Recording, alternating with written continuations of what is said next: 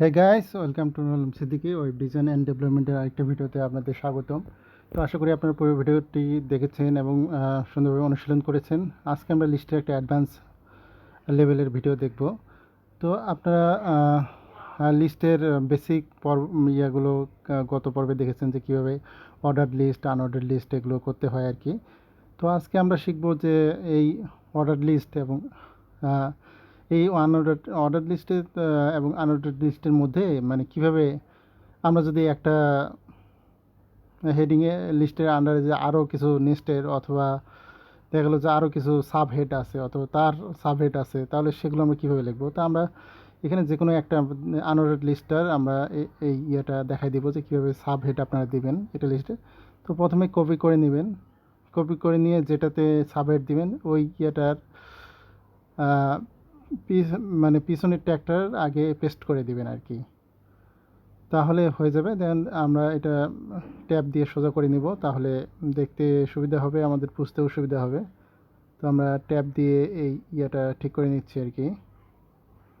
দেখেন যে 2 নম্বর লিস্টার মানে শেষের যে ইন ট্যাগটার আগে আমরা কিন্তু এই লিস্টটা কপি করে দিয়েছি আর কি।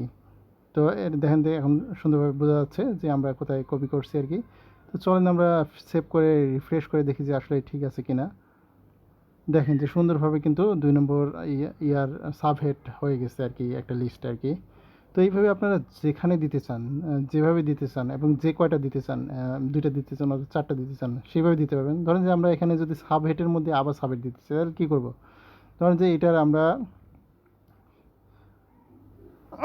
5 নম্বর ইয়েটাতে আরেকটা সাবহেড দিলাম আর কি।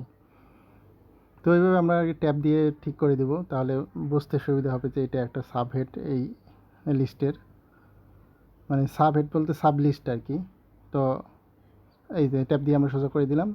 তো চলেন এখন রিফ্রেশ করে আমরা দেখি যে এটা ঠিক আছে কিনা। দেখেন যে সুন্দরভাবে কিন্তু চলে এসেছে সাবহেডটা আর কি।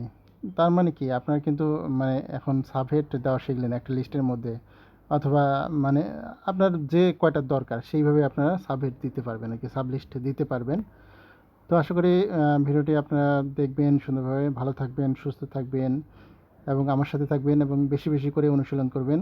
আশা করি আপনারা পারবেন।